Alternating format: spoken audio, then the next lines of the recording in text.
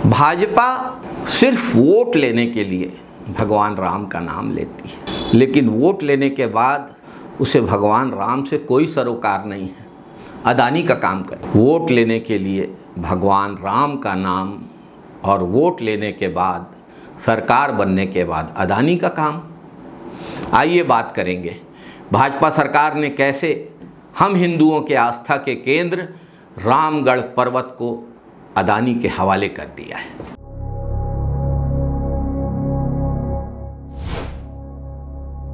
नमस्कार साथियों, पिछले वीडियो में हमने देखा कि किस प्रकार से कांग्रेस सरकार ने जिस खदान को स्वीकृति नहीं दी थी, भाजपा सरकार ने अब उसे भी अदानी को सौंप दिया है।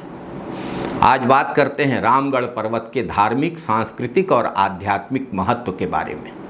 भाजपा वाले तो चुनावों में राम का नाम लेते हैं, हिंदू धर्म के नाम पर, संस्कृति के नाम पे, परंपराओं के नाम पर वोट मांगते हैं, भावनाओं को भड़काते हैं, नफरत फैलाते हैं, लेकिन इनकी नीयत तो देखिए, सिर्फ चुनावी फायदे के लिए राम का नाम, लेकिन कर रहे हैं अदानी का काम।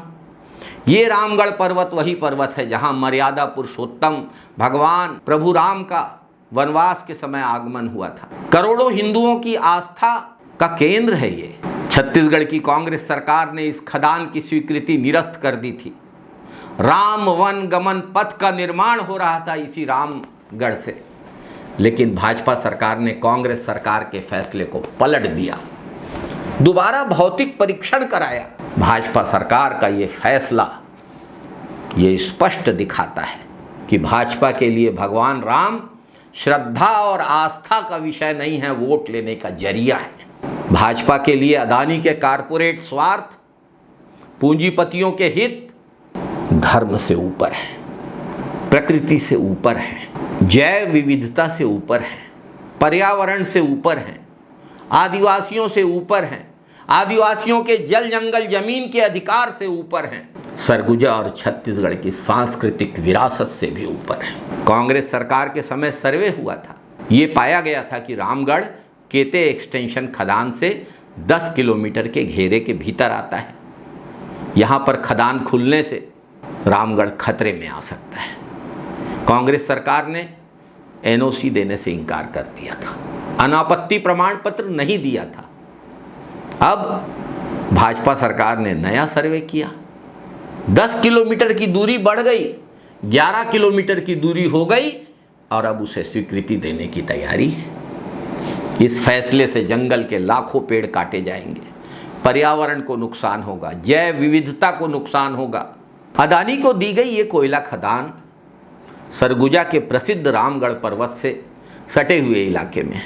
रामगढ़ का ऐतिहासिक, सांस्कृतिक और धार्मिक महत्व। जब माता कैकेयी ने 2 वरदान मांगे थे राजा दशरथ से और प्रभु राम को 14 वर्ष के वनवास में भेजा गया था, तब भगवान राम, माता सीता और भाई लक्ष्मण का आगमन रामगढ़ हुआ था। हर वर्ष भगवान राम की स्मृति में ही इस पहाड़ को रामगढ़ कहा जाता है। हर वर्ष भगवान राम पे श्रद्धा रखने वाले लोग पूजा के लिए, सांस्कृतिक आयोजनों के लिए यहाँ एकत्रित होते हैं। और ऐसा भी नहीं है कि सिर्फ धार्मिक महत्व का स्थल है ये, पुरातात्विक महत्व की बात करें तो सीता बेंगरा, जोगी मारा की गुफाएं, मौर्य काल की प्राचीन गुफाएं, भारत की सबसे पुरानी नाट्यशाला के रूप में प्रयोग के प्रमाण मिलते हैं, जो नाट्य शास्त्र का सजीव उदाहरण है।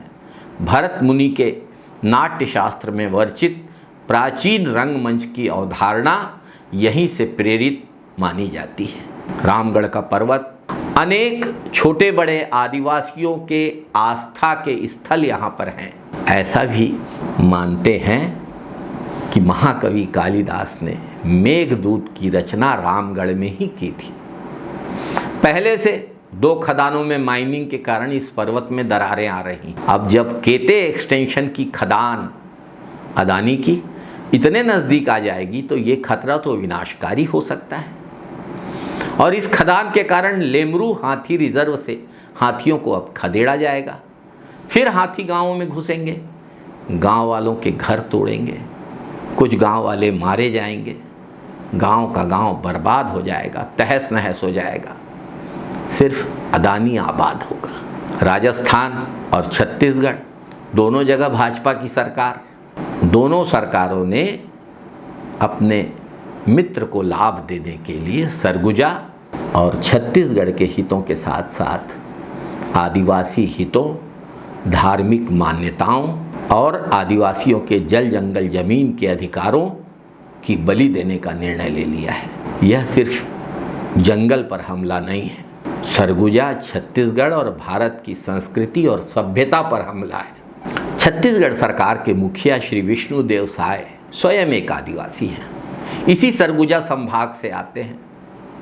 लेकिन सरगुजा संभाग में ही यदि जंगल उजाड़े जा रहे हैं, आदिवासी बेघर हो रहे हैं, आदिवासियों के जल जंगल जमीन के अधिकार छीने जा रहे हैं, हाथियों को बेघर करके उन्हें पूरे क्षेत्र को रौंदने की छूट दी जा रही है, आदिवासी या तो अपना गांव छोड़ेंगे हाथी के कारण, या हाथी के हमले का शिकार होंगे और अपनी जान गंवाएंगे। और कुछ नहीं तो कम से कम अपने संभाग और अपने समाज के बारे में विष्णुदेव साय जी को सोचना चाहिए। क्या अदानी भक्ति इतनी जरूरी है कि अपने संभाग में हो रहा आदिवासी समाज का नुकसान और प्रदेश का फायदा और नुकसान, हिंदू धर्म की आस्थाओं पर हमला, आदिवासियों के सांस्कृतिक स्थलों की लूट समझ में नहीं आती है। भाजपा सरकार ने छत्तीसगढ़ को बिकाऊ माल समझ लिया है। हसदेव के जंगल वहाँ के आदिवासियों की धरोहर हैं। लाखों करोड़ों वर्षों से इन आदिवासियों ने पीढ़ी दर पीढ़ी इस जंगल को बचा के रखा है। हम छत्तीसगढ़ के लोग आदिवासी समाज के साथ खड़े हैं, कंधे से कंधा मिलाकर। और भाजपा सरकार ने ये जो तुगलकी फरमान जारी किया है, ये जो धर्म विरोधी फरमान जारी किया है, ये जो आदिवासी विरोधी फरमान जारी किया है, इसका डट कर विरोध करेंगे। जय बूढ़ादेव, जय सेवा, जय बस्तर, जय सरगुजा, जय छत्तीसगढ़।